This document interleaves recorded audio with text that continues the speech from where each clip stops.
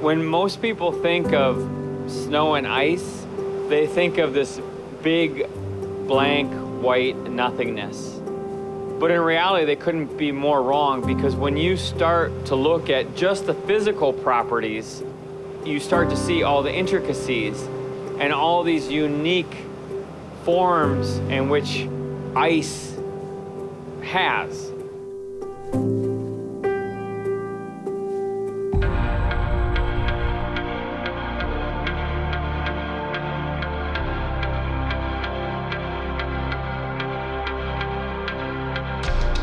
I think the easiest way to equate what being Antarctica is like being on Mars.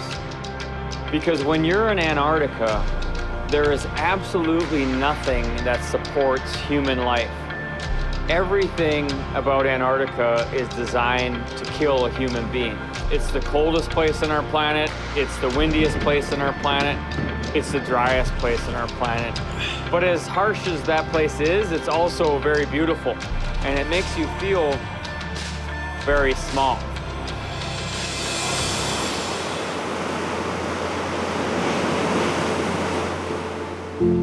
We are currently on the Ocean Diamond, a ship that's traveling across the Drake Passage. The Drake is some of the roughest ocean in the world, and we are pretty lucky because we've actually had fairly calm and smooth sailing with a tailwind and just a rolling, following sea.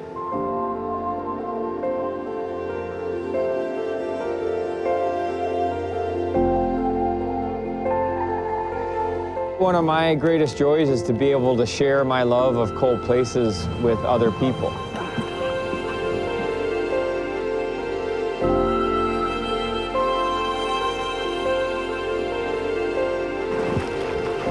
The reactions of everybody else on board are contagious.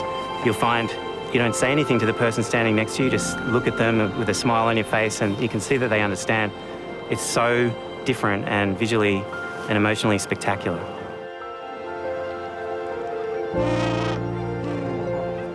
Most of my people, my friends know I like to talk, but this is actually a place when I enjoy it most, I'm saying nothing. And the penguins, like, so cute, and you want to cuddle them all day long, but well, you're not allowed.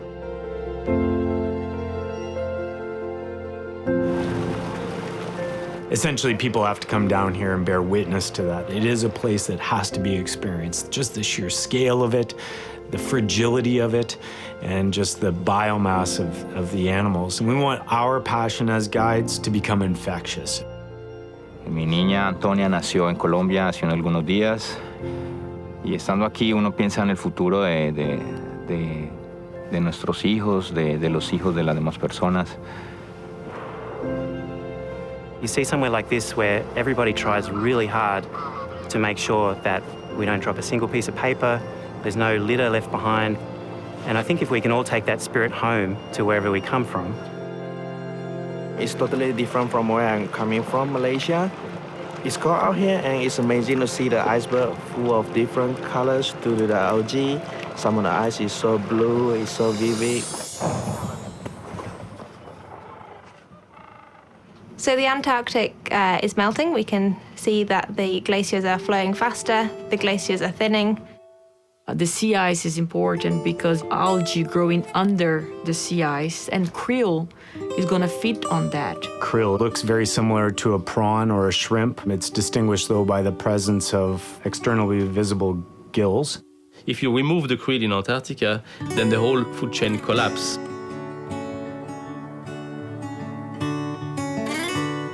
Just the other day, it was 18.3 degrees Celsius, the hottest temperature ever recorded in Antarctica. I thought when I came here, it's super freezing cold.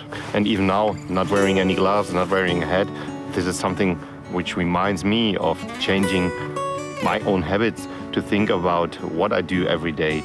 Do I need to use my car or can I use public transport? Antarctica is kind of like the thermostat of the planet, and that ice is a really important regulatory feature of a healthy climate. In my 11 years of experience, I've never seen as many kelp as we did on this trip. A kelp is a small, barrel-shaped, gelatinous tunicate.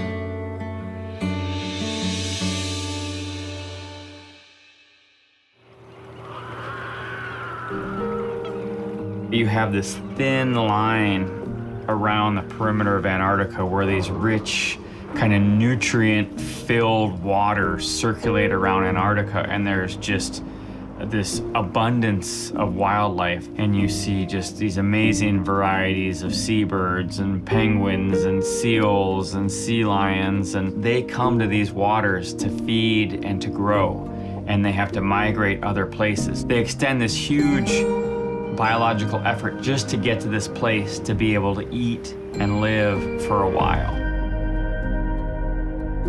One of the unique aspects of Antarctica is that it seems timeless. And when you look out at these glaciers, they have been there for millennia. This land is pristine, it exists almost since time began.